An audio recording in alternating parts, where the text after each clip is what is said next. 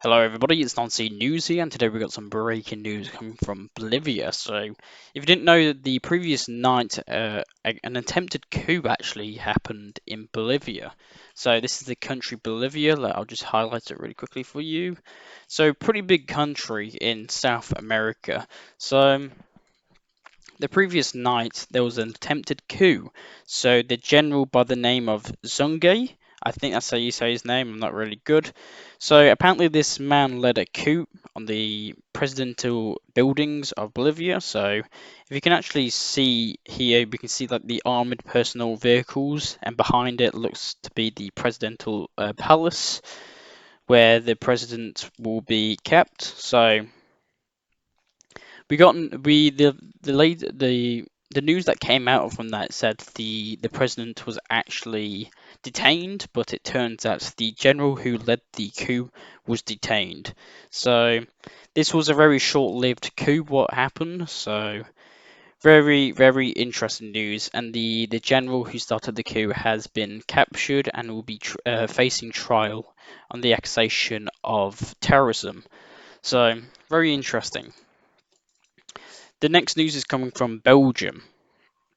So, Belgium, the new NATO Secretary General has been chosen. So, the new NATO Secretary General is Mark Rutte. So, he has been appointed. So, it's all confirmed. Stoltenberg, the man on the left in the picture, was the previous NATO Secretary General, and now he has been replaced, voted out with Mark Rutte. And he, by the way, is the Netherlands Prime Minister. I'm pretty sure. So if he is the Netherlands Prime Minister, we can probably tell that he'll probably leave his position as the Netherlands Prime Minister and pursue the NATO Secretary General. So very interesting. We don't know if this is actually going to change anything on the front lines or anything.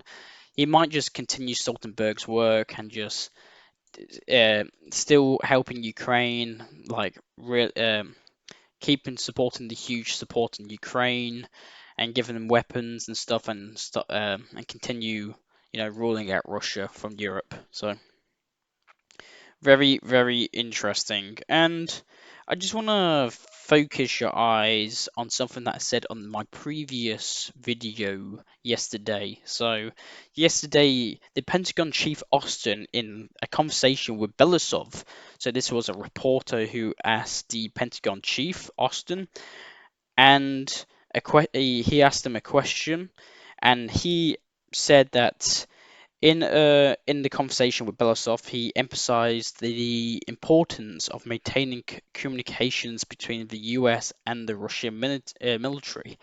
And later that night, that day, there was news. Oh, what have I done here? Um, Later that night, we actually got confirmations that the American Secretary Defense Minister actually called the Russian Defense Minister. So this was actually initiated by the US. So the US Defense Minister called the Russian Defense Minister. It's unclear what they talked about. There's been no footage that's been released of this video, so it's a private video. But we got news coming from Moscow that a government plane from Russia has taken off from Moscow and is heading to New York. So apparently this is a government plane. It's unclear who's on this plane, so it might be Russian officials or stuff heading to New York discussing how to end this Ukrainian war before like the presidential elections in America. So we're not sure really, but by now his plane would have landed in New York. So very interesting. The next news is coming from the Houthi forces in Yemen. So if you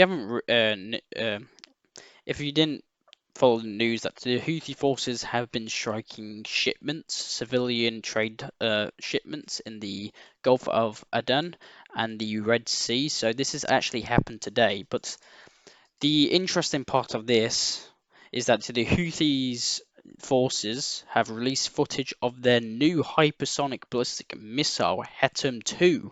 So this is a completely new missile that apparently the Houthi forces have made locally. It runs on solid fuel, so it's unclear how the Houthi forces have the resources or the knowledge to make this hypersonic ballistic missile. So this has completely come out of nowhere, and if we can see this video in the bottom left, it's a white missile. They claim to be supersonic. We don't know if it actually is, but it seems to be very effective. And the first thing the Houthi forces did was target an Israeli shipment. So if you see here in the bottom left corner, I'm pretty sure it was hitting the Sea of the Red Sea around about here. So if you can see here, the smoke rising from the shipment here, the cargo shipment. It's believed that this was an Israeli shipment, Israeli company owned. So there was apparently a missile that struck it, the Hatem 2, the hypersonic one, but it seems that it did not sink. So that was the good news. We've got some news coming from Lebanon. So the Dutch authorities have actually issued a issued a warning and kind of asking its citizens to leave Lebanon due to the risks of further escalation of the conflict in the region. And Germany actually joined the boat on that too. So Germany has also said that, but the German government has urged its citizens to leave Lebanon as soon as possible.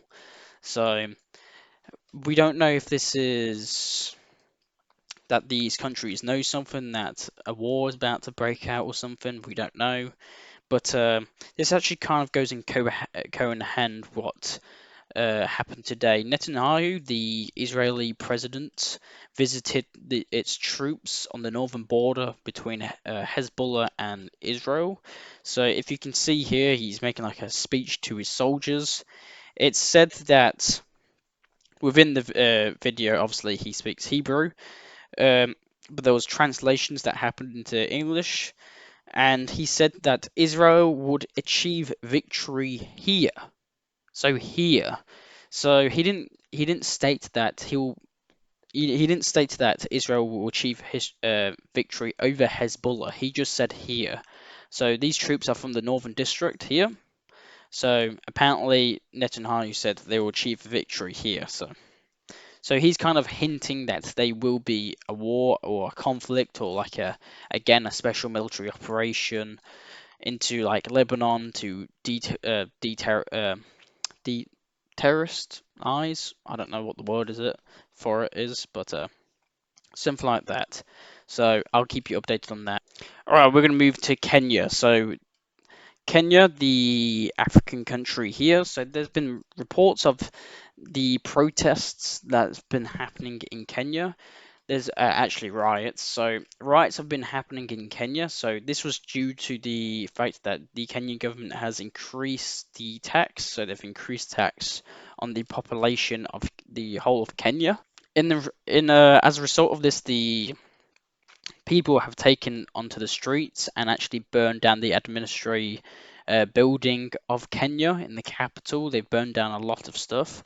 So in my last video, I did cover this, but as I promised, I will keep you up to date on these things. But the Kenyan police and authorities did open fire on rioters and protesters um, on the streets. So I won't describe it. It was actually footage did come out of it, and it's very, very disturbing. I don't think anyone of you want to see it, but it's very, very bad. Um, but that goes. Now we've gotten confirms that there was a shooting on Kenyan protesters in Kenya. So very unfortunate. We've got news coming from Ukraine that it continues its mobilization, well, forcibly mobilization. So if you're not up to date on this, so there's been Ukrainian enlisters who have been just pulling over every single man they see and kind of pushing them into and kidnapping them into a van and sending them to like a recruitment center where later on they'll be sent to the front. We've got 2 videos that came out today, and there'll probably be a lot more. So these 2 people got captured and they've been put in a bus and a van. The biggest news coming today is the news coming from Poland. So Warsaw has stated that Poland, Lithuania, Latvia, and Estonia have called on the European Union to allocate funds for the construction of a 700-kilometer defense line on the border with Russia and Belarus, the cost of which is estimated at 2.5 billion euros, Reuters report. So they also specify that the planning and construction should be carried out in the coordination with NATO and its military requirements. So I did a rough sketch what this border would look like, this $2.5 billion defense fortification border on the against the Russians and the Belarusians. So if you see this red yellow line, so this is where the fortifications will be held, and obviously in the Kaliningrad district here. So very interesting. That's all I have for today. I am Nancy News. I will provide you news that Western medias and other medias do not show you. Thank you very much for watching, and I'll see you all later. Take care.